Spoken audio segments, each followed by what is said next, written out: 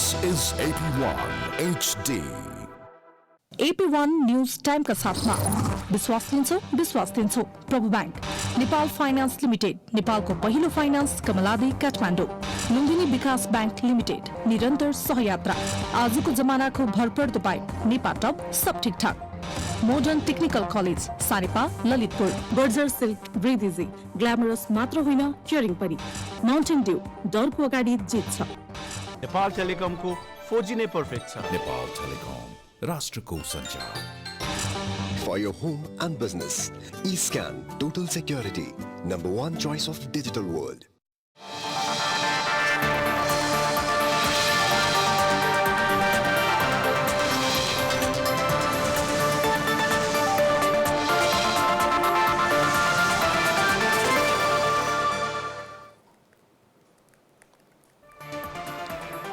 आज 28औं मदन आश्रित स्मृति दिवस। एमाले देशभर कार्यक्रम गर्दै दासढुङ्गा घटनाको वास्तविकता अझै पत्ता लागेन।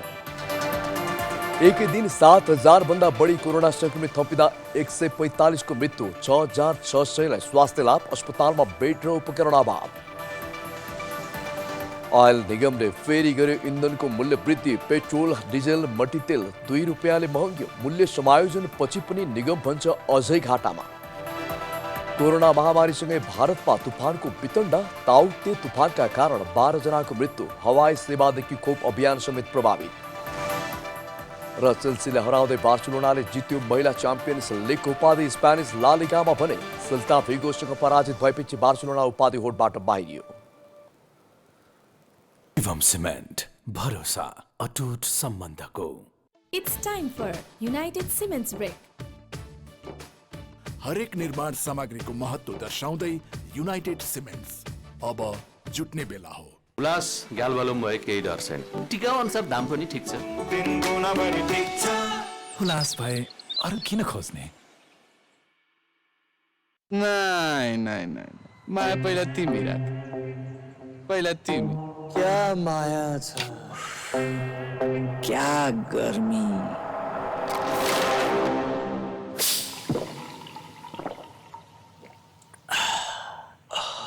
क्या रिफ्रेशिंग, क्या शॉट। अरे यति पेप्सी पनि किन राख्दिएको मेरो लागि? यो पनि खाइदिए हुन्थ्यो। क्या साथी।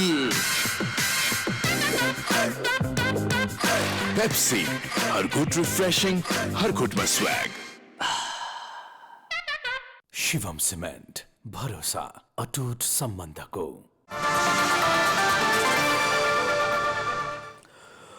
नमस्कार, यो एपी न्यूज टाइम हो।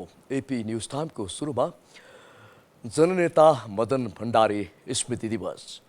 नेकपा एमालेका तत्कालीन महासचिव मदन भण्डारी र संगठन विभाग प्रमुख जीवराज आश्रितको आज 28औं स्मृति दिवस मनाइँदैछ। नेकपा एमाले देशभर मदन आश्रित स्मृति दिवस मनाउने तयारी गरेको जनाइएको छ।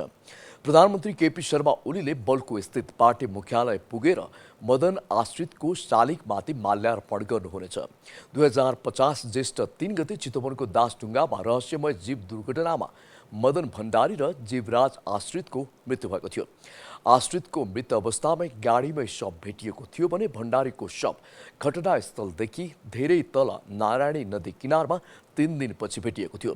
दासढुङ्गामा घटनाको छानबिन गर्न आयोग बने पनि अहिलेसम्म घटनाको वास्तविकता भने बाहिर आउन सकेको छैन।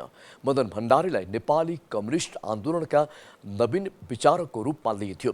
लोकतान्त्रिक र देशभक्तिपूर्ण आन्दोलनमा कटिबद्ध रहेका मानिने भण्डारीले जनताको बहुदलीय जनवादको प्रतिपादन गर्नुभएको थियो।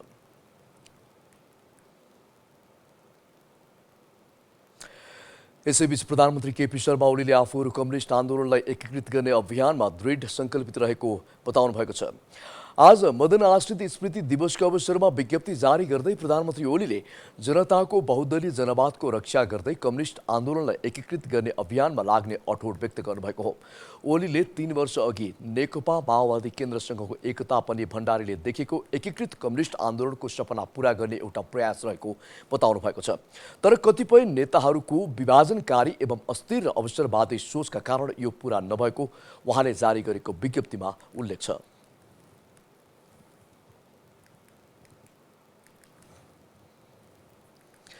त्यस्तै मदन आश्रित स्मृति दिवसका अवसरमा विज्ञप्ति जारी गर्दै एमाले नेता माधव नेपालले दासढुङ्गा घटनाको सत्य तथ्य पत्ता लगाउन सम्बन्धित पक्षलाई आग्रह गर्नुभएको छ। भारतीय सीमासँग जोडिएको सुनसरीमा कोरोनाको दोस्रो लहर भयावहको रूपमा फैलिरहेको छ। अघिल्लो लहरभन्दा समुदाय तहमा द्रुत गतिमा बढ्दो संक्रमण नियन्त्रण गर्न प्रशासनले नेपाली सेनाको सहायता लिन थालेको छ। कोरोनाको दोस्रो लहर सुरु भए त सुनसरीमा मात्रै 48 जनाको मृत्यु भएको छ भने 2616 जना कोरोना संक्रमित भएका छन्। 60 किलोमिटर भूभाग भारतसँग जोडिएको सुनसरीमा खुल्ला सीमाका कारण निर्बाध आवत जावतले संक्रमण तथा मृत्युदर भयावह बनेको हो। अहिले पछिल्लो अवस्थामा सुनसरी जिल्लामा सेकेन्ड वेभ भन्छ हामी, सेकेन्ड वेभमा 2616 जनाको केसहरू देखिसकेको छ होइन, जसमध्ये तपाईँको 48 जनाको मृत्यु पनि भइसकेको छ र करिब भनौँ न 2% भन्दा कम मान्छे चाहिँ यो संस्थागत आइसोलेसनहरूमा बसेका छन्, अस्पतालमा बसेका छन् भन्ने हिसाबले तपाईँको 98% भन्दा बढी मानिसहरू चाहिँ अहिले पनि होम आइसोलेसनमा बसेको अवस्था छ, किनभने चारतिर अस्पतालमा बेड छैन भन्ने कुराहरू आइरहेका छन्। संक्रमित संख्या 900 भन्दा बढी भएका 2 उपमहानगर इटहरी र धरानमा बढ्दो संक्रमण नियन्त्रण तथा उपचार व्यवस्थापनमा स्थानीय सरकारलाई चुनौती थपिएको छ। धरानमा बीपी प्रतिष्ठान भएको हुँदा केही सहज भए पनि इटहरीमा भने सरकारी तथा निजी तहबाट आइसोलेसन सेन्टर मात्र बनाइएको छ, जहाँ एउटै आइसियु बेड नहुँदा धरान र विराटनगरकै भर पर्नुपर्ने अवस्था छ। त्यसैगरी आइसोलेसन सेन्टर निर्माण भएको थियो, तर आइसोलेसन मात्रै निर्माण गर्नुको कुरा होइन, अक्सिजन डक्टरदेखि लिएर समग्र स्वास्थ्यकर्मीहरू समग्र तयार पार्ने कुरा एकदम ठुलो चुनौतीपूर्ण कुरा छ। त्यसैले हामीसँग भएको बिटी गएर स्वास्थ्य जनता सामने यहाँ धरानमा भएको हुँदा त्यहाँ नै बढीभन्दा बढी त्यही बिरामीहरू सेवा पाउने आवश्यक सृजना गर्नुपर्छ भनेर हामीले बिबिटिआइपीसँग समन्वय पनि गरिरहेका छौँ। बिबिटिआइपीका सबै वार्डहरूलाई बेडहरूलाई चाहिँ अक्सिजन काम बनाउने भन्ने बिबिटिआइपीले निर्णय पनि गरिसकेको छ। माथि आइसियु चाहियो, भेन्टिलेटर चाहियो भने हामीसँग छैन, हामी धरान विराटनगर बेड खोजेर पठाउने काम गर्छौँ। बेड कहिलेकाहीँ बेड नपाएर पनि समस्या हुन्छ, सम्बन्धित व्यक्तिलाई पनि बेड खोज्नु पर्छ। र अहिले चाहिँ अब समुदायमा पनि असाध्यै धेरै यो रुगामर्की बिरामी परीक्षण गर्न पनि आउन नमान्ने, परीक्षण गर्ने पहुँचमा पनि नभएका मान्छेहरू पनि छन्। सुनसरीका संक्रमित मध्ये 2% मात्रै संस्थागत आइसोलेसनमा रहेका छन् भने बाँकी घरमै रहेका छन्। संक्रमित सिकिस्त हुँदै गए अस्पतालमा बेड नपाउने सम्भावना बढेपछि हालको 1.8%मा पुगेको मृत्युदर बढ्न सक्ने आकलन विज्ञहरूको छ। सुनसरीमा शनिबारदेखि लकडाउन कडा पारिएको छ। मानिसहरूको आवत जावतलाई न्यूनीकरण गरी कोरोना संक्रमणको चेन ब्रेक गर्न सडकमा सेना परिचालन गरिएको सुनसरी प्रशासनले जानकारी दिएको छ। मिलन बिछोड, सुनसरी। पूर्वी नवलपरासीको मध्यवर्ती जिल्ला अस्पतालमा रहेको आइसियु र भेन्टिलेटर सेवा सञ्चालन हुन नसक्दा जटिल रोगका बिरामीलाई समस्या भएको छ। अस्पतालमा आइसियु तथा भेन्टिलेटर रहे पनि दक्ष जनशक्तिको अभावमा सञ्चालन हुन नसक्दा गम्भीर समस्याका बिरामीलाई समस्या भएको हो। जनशक्ति अभावमा 3वटा भेन्टिलेटर मसिन सञ्चालनमा ल्याउन नसकेको अस्पतालले जनाएको छ।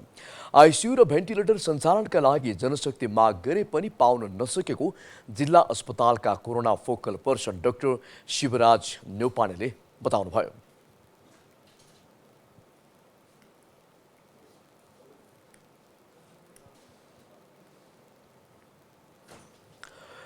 एपी न्यूज टाइममा ब्रेक।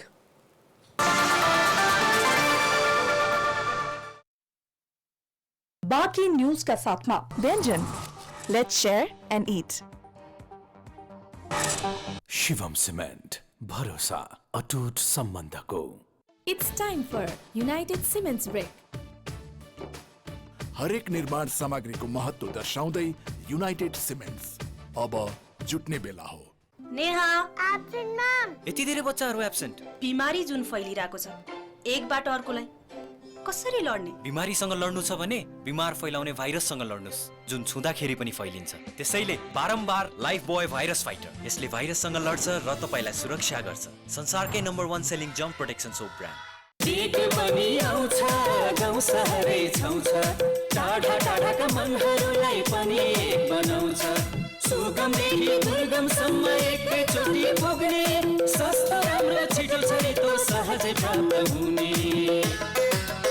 नेपाल टेलिकमको 4G सेवा यो हो टेलिकमको 4G सेवा 4G LTE सेवा अब 77 जिल्लामा नेपाल टेलिकम राष्ट्रको संचार। नमस्ते नेपाल, मैं सलमान खान। देखी मेरी फिल्म राधे पूरे परिवार के साथ और डिजिटल प्लेटफॉर्म पे भी 13 मई से।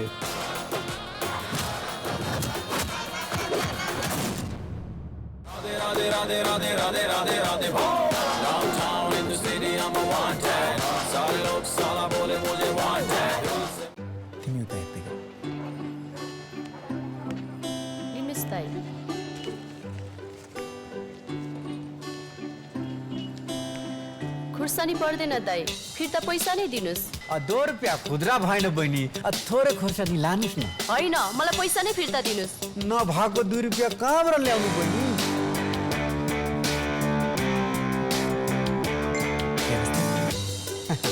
2 रुपैयाँको लागि किन रिसाउनु? प्रभु बैंकको QR कोड छँदैछ त। स्मार्ट मान्छे, स्मार्ट तरिका। प्रभु बैंकको मोबाइल ब्याङ्किङ। प्रभु bank, a reason for your success. Ma'am, तपाईँ जहिले पनि नेपाल फाइनेन्समै कारोबार गर्नुहुन्छ, किन? जहाँ कारोबार गर्दा म ढुक्क हुन्छु। गुणस्तरीय सेवा हाम्रो प्रतिबद्धता। नेपालको पहिलो फाइनेन्स नेपाल फाइनेन्स सेवामा निरन्तर हामी। मेरो विश्वास, मेरो निरन्तरता। जहाँ कारोबार गर्दा म ढुक्क हुन्छु। Nepal finance limited. Shivam cement, भरोसा अटुट सम्बन्धको। अब बाँकी समाचार। सुदूरपश्चिमका सरकारी र निजी अस्पतालमा अक्सिजनको चरम अभाव भएको छ। सरकारी अस्पतालमा अक्सिजन प्लान्ट नहुँदा र निजी प्लान्ट पनि पर्याप्त नहुँदा अक्सिजनको अभावले संक्रमितको मृत्यु दर समेत बढ्दै गएको छ। यसै सम्बन्धी त्यहाँको पछिल्लो अवस्थाबारे जानकारी दिनका लागि हाम्रा संवाददाता शिवराज भट्ट अहिले धनगढीबाट हाम्रो टेलिफोन सम्पर्कमा हुनुहुन्छ। शिवराज, जस्तो भर्खरै यहाँ समाचारमा हामीले पढ्दा पनि सुदूरपश्चिममा अक्सिजनको चरम अभाव भएको छ। अस्पतालमा लगायत निजी लगायत अन्य स्थानमा पनि अक्सिजनको अभावले मृत्युदर बढ्दै गएको छ भन्ने हामीले जानकारी पायौँ। त्यहाँको कोरोना संक्रमितको अवस्था के छ, यस सम्बन्धी पछिल्लो जानकारी के प्राप्त गर्नुभएको छ, हामीलाई जानकारी दिनुहोस्। मनोज, तपाईँले भने जस्तै अहिले सबैभन्दा बढी बिरामीहरूलाई सबैभन्दा बढी सकस भइरहेको चाहिँ अक्सिजन आपूर्तिमा हो र म त्योभन्दा अगाडि अलिकता सुदूरपश्चिमको यो थुप्रै सङ्क्रमितहरूको तथ्याङ्क यहाँलाई जानकारी गराउन चाहन्छु। खास गरी सुदूरपश्चिमका 9 जिल्लामा आजको दिनसम्म हिजो बेलुकासम्मको तथ्याङ्क मसँग छ, जुन निर्देशनालयले हरेक दिन आफ्नो बुलेटिनमा सार्वजनिक गर्छ र त्यो तथ्याङ्कमा 11,340 जना एक्टिभ केसहरू, अहिलेसम्म कोरोनाका संक्रमित एक्टिभ केसहरू छन्। मनोज, हिजो बेलुकासम्मको तथ्याङ्क हो। यद्यपि आजको तथ्याङ्क अझै त्यसमा थपिन्छ पक्कै पनि।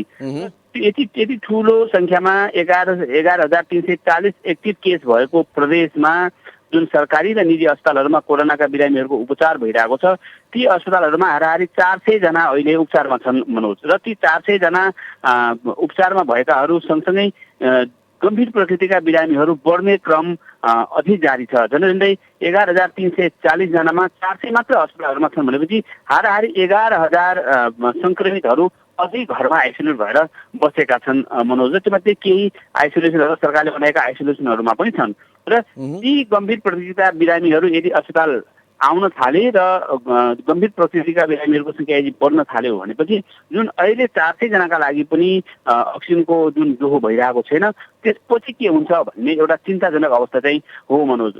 यो अक्सिजनको जहाँ तै अक्सिजनको अभाव छ सुदूरपश्चिम, अब यो एक हिसाबले ठुलो क्षेत्र पनि ओगटेको क्षेत्र मानिन्छ, तर आजसम्म कोरोना फैलिएको, कोरोना संक्रमित यतिका सङ्ख्यामा भइसकेको, यतिका दिन बित्दा पनि अक्सिजनको जोहो गर्न नसक्नु कारण चाहिँ के होला?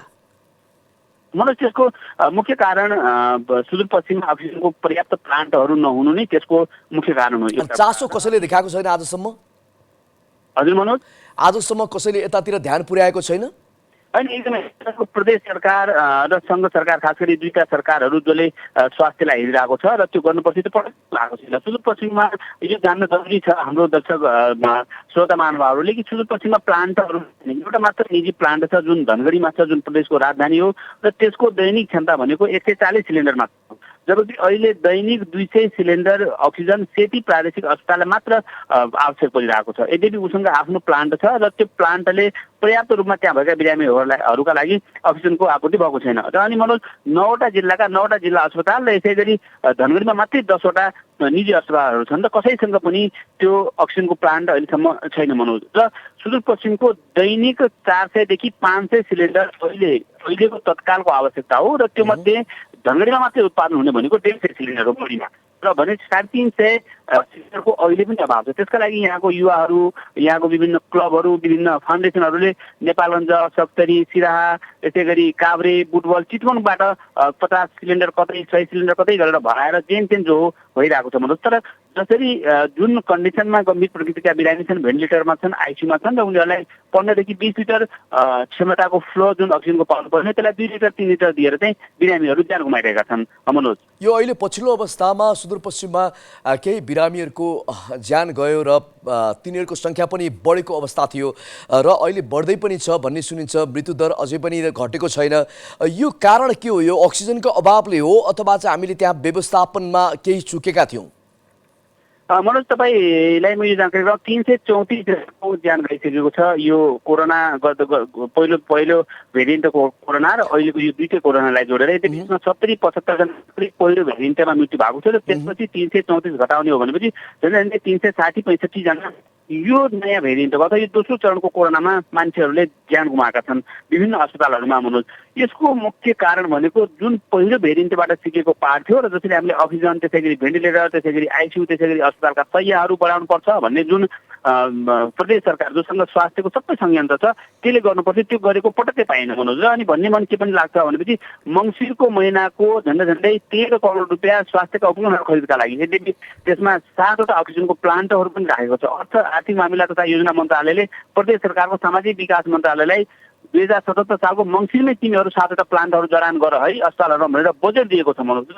ती अहिले अन्तिम आवरमा आएर वैशाखको 16 गते मात्रै त्यो बजेट ती अस्पतालहरूलाई तिमीहरू अक्सिजनको प्लान्ट जोड है भनेर त्यो बजेट एलोकेट गरिएको छ। बिचको 6-7 महिनामा प्लान्ट ल्याएर जोडेर अहिलेको अवस्थाबाट जुन एउटा समाधान खोजिनु पर्थ्यो अथवा समाधान हुन सक्थ्यो त्यो पटक्कै पनि प्रदेश सरकारले गरेको देखिन्न मनोज। जोसँग स्वास्थ्यको संयन्त्र छ ऊ नै निरीह भयो, ऊ नै उदासीन भयो भनेपछि जनताले कसरी अक्सिजन पाउने मनोज? जसरी अक्सिजन देऊ मलाई, अक्सिजन मलाई भनेर तपाईँ अस्पतालको छेउछाउमा जानुहुन्छ भनेपछि अक्सिजन पुग्यो कि गाडी पुग्ने बित्तिकै मान्छेहरू अक्सिजन आयो कि भनेर कोभिड अस्पतालको बाहिरबाट दगुन्ने अवस्था छ। यसरी मानिसहरू ज्यान गुमाइरहेका छन् मनोज। त यसलाई अतिशय नहोला कि अक्सिजनका कारणले जति मृत्यु भयो त्यसको आधाभन्दा बढी मानिसहरू उसलाई चाहिने जतिको अक्सिजन नपाएर मरिरहेका छन् भन्ने भन्न सकिन्छ मनोज।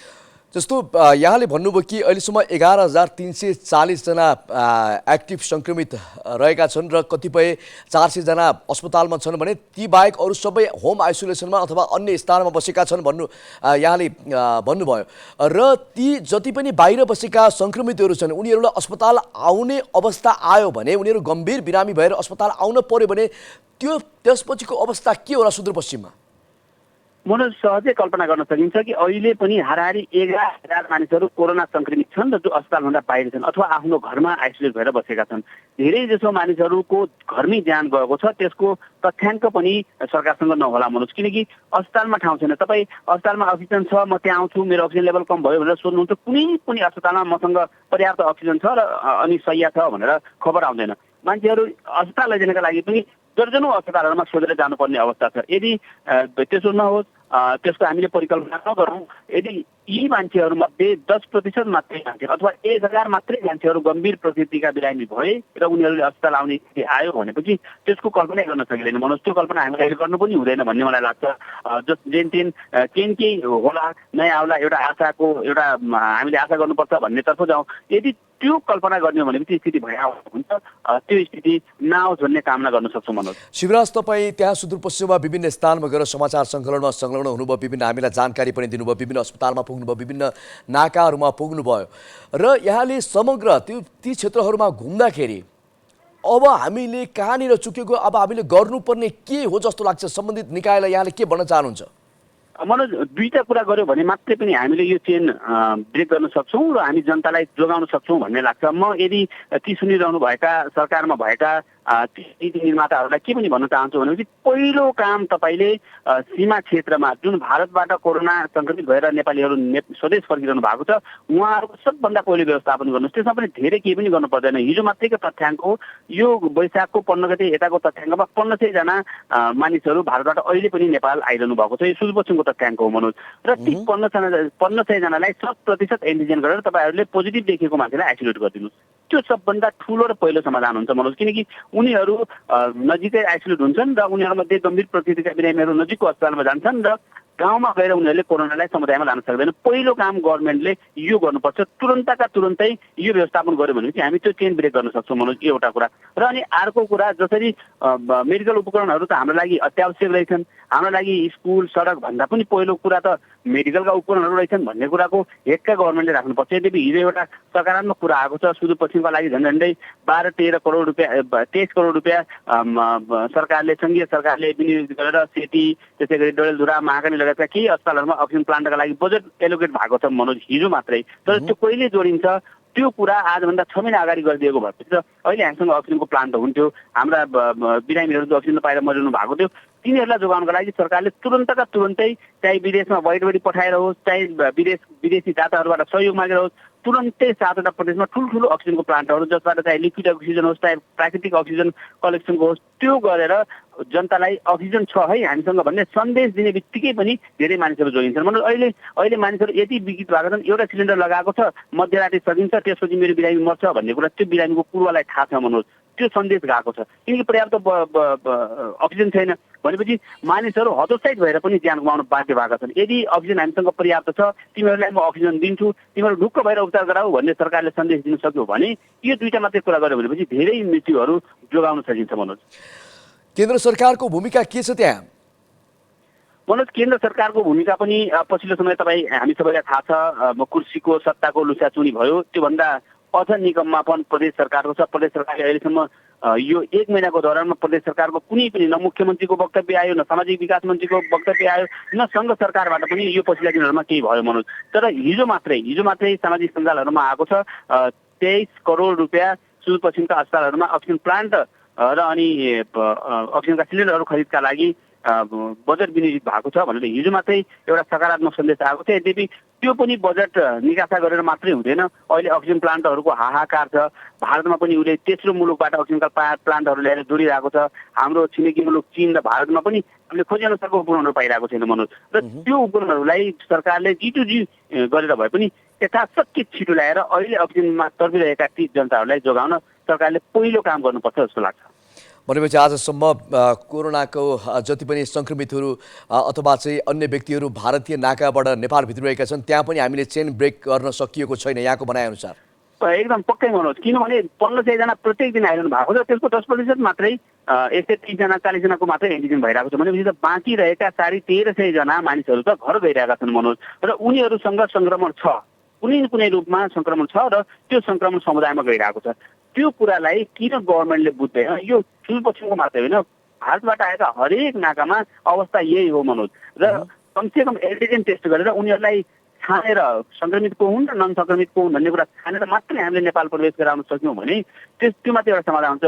एउटा निर्मम एउटा निर्णय त गरेकै हो नि मनोज। योभन्दा पहिलो चरणको कोरोनामा भारतमा भएका मानिसहरूलाई नेपाल आउन दिइएन, भारतमै आइसोलेट गरियो। नेपाल पुगेकाहरूलाई पनि नेपालकै सम्बन्धित सीमा जिल्लाको नजिकको आइसोलेसनमा स्कुलहरूमा आइसोलेट गरियो। त्यहाँ 20 दिनसम्म 21 दिनसम्म राखियो। खाना भएन, यो भएन, कमसेकम अव्यवस्थित भए पनि त्यति बेला त स्क्रिनिङ गर्ने काम त सरकारले त्यो एउटा निर्मम निर्णय त गरेकै हो नि त। जसको कारणले हामी पहिलो चरणको कोरोनाबाट केही जोगियौँ मनोज। त्यो कुरा चाहिँ तितो भए पनि त्यसमा केही सत्यता छ। तर यो पालि जति पनि भारतबाट आउँछन् त्यसको 90%, 85 देखि 90% मानिसहरू मन मर्जीले घर पुगेका छन्, जुन हिजो लकडाउनभन्दा अगाडिको अवस्था थियो। अहिले पनि यद्यपि सीमा क्षेत्रबाट केही सवारी साधनहरू गरेर घर गइरहेका छन्, तर 10% को मात्र एन्टिजेन टेस्ट भएको छ। त्यो रेपिड टेस्ट जस्तो भएको छ, त्यसलाई 100% गर्नुपर्छ। त्यो सीमा क्षेत्रका सिडीहरूले पनि त्यही भनिरहनु भएको छ। त्यो सीमा क्षेत्रमा आइसोलेसनमा लागेका स्थानीय तहहरूले पनि त्यही भनिरहनु भएको छ। कमसेकम एन्टिजेन किटको व्यवस्था गरेर अब भारतबाट आउने व्यक्तिहरूलाई जबसम्म 100% टेस्ट गरेर सङ्क्रमितहरू एक ठाउँमा लोकेटेड गरिँदैन तबसम्म यो समस्या यो चेन ब्रेक हुन चाहिँ गाह्रो छ मनोज। धन्यवाद शिवराज। उहाँ हुनुहुन्थ्यो हाम्रा संवाददाता शिवराज भट्ट। सुदूरपश्चिममा कोरोना महामारीले एक चरम रूप लिएको छ। अहिले उहाँको जानकारी अनुसार 11,340 जना एक्टिभ सङ्क्रमित रहेका छन्। सुदूरपश्चिममा भने 400 जना अहिले अस्पतालमा रहेका छन्। अस्पतालमा बेडको अभाव छ, अक्सिजनको अभाव छ, आइसियुको अभाव छ, सिसीको अभाव छ र बिरामीहरूको अहिले चौरमा लगायत विभिन्न स्थानमा राखेर उपचार गर्न बाध्य छन् भने अन्य हजारौँ बिरामीहरू आफ्नो घरमा बसेका छन्।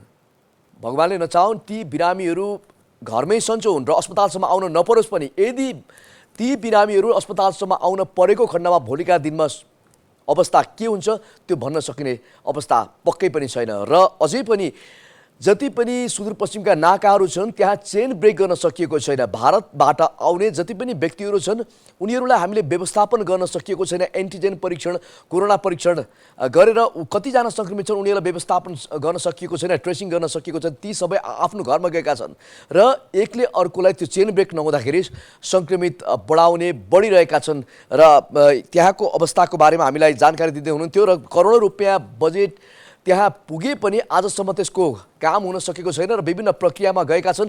आशा गरौँ त्यहाँको जुन अक्सिजन प्लान्टको लागि त्यहाँ करोडौँ रुपियाँ छुट्याइएको छ त्यसले चाँडै नै मूर्त रूप पाओस्। एपी न्युज टाइममा बेला भएको छ ब्रेकको।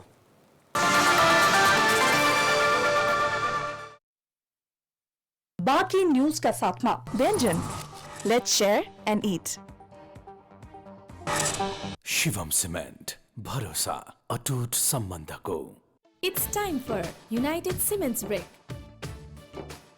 हरेक निर्माण सामग्रीको महत्त्व दर्शाउँदै युनाइटेड सिमेन्ट्स अब जुट्ने बेला हो। You think, you question, you design, you create, you struggle, you collaborate, you try, you solve, you invent, you reflect.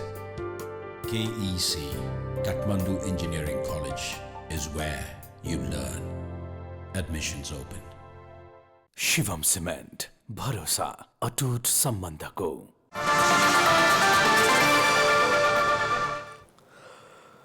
अब बाँकी समाचार।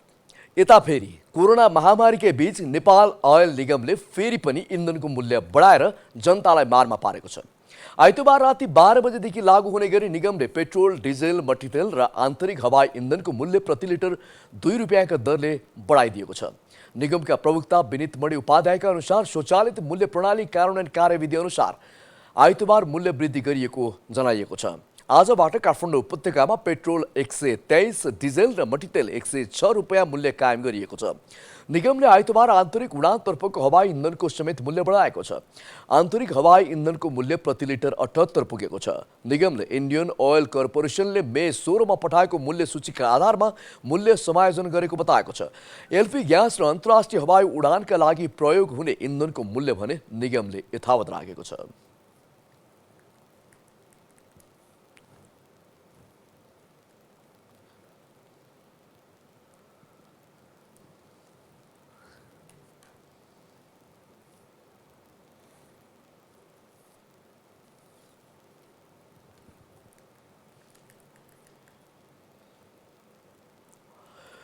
एपी न्यूज टाइम को अन्त्यमा हेडलाइन्स पुनः एकपटक। आज 28औं मदन आश्रित स्मृति दिवस। एमाले देशभर कार्यक्रम गर्दै दासढुङ्गा घटनाको वास्तविकता अझै पत्ता लागेन। एकै दिन 7,000 भन्दा बढी कोरोना संक्रमित थपिँदा 145 को मृत्यु, 6,600 लाई स्वास्थ्य लाभ। अस्पतालमा बेड र उपकरण अभाव। ऑयल निगमले फेरि गर्यो इन्धनको मूल्य वृद्धि। पेट्रोल, डिजेल, मट्टीतेल 2 रुपियाँले महँगियो। मूल्य समायोजन पछि पनि निगम भन्छ अझै घाटामै छ। कोरोना महामारीसँगै भारतमा तुफानको वितण्डा। ताउक्ते तुफानका कारण 12 जनाको मृत्यु। हवाई सेवादेखि खोप अभियान समेत प्रभावित। र चेल्सीले हराउँदै बार्सिलोनाले जित्यो महिला च्याम्पियन्स लिग उपाधि। स्पेनिस ला लिगामा भने सेल्टा भिगोसँग पराजित भएपछि बार्सिलोना उपाधि होडबाट बाहिरियो। एपी न्यूज टाइम सकियो। एपी1 हेर्दै गर्नुहोला। नमस्कार। AP1 न्यूज टाइमका साथमा विश्वास लिन्छौ प्रभु बैंक, नेपाल फाइनान्स लिमिटेड, नेपालको पहिलो फाइनान्स, कमलादी काठमाडौँ, लुम्बिनी विकास बैंक लिमिटेड, निरन्तर सहयात्रा, आजको जमानाको भरपर्दो पाइप, नेपा टप, सब ठिकठाक, मोडर्न टेक्निकल कलेज, सारेपा, Lalitpur, Berger silk, breathe easy, glamorous मात्र होइन क्योरिङ पनि, माउन्टेन ड्यू, डरको अगाडि जित्छ। नेपाल टेलिकमको 4G नै पर्फेक्ट छ। नेपाल टेलिकम, राष्ट्रको सञ्चार। For your home and business, eScan Total Security, #1 choice of digital world.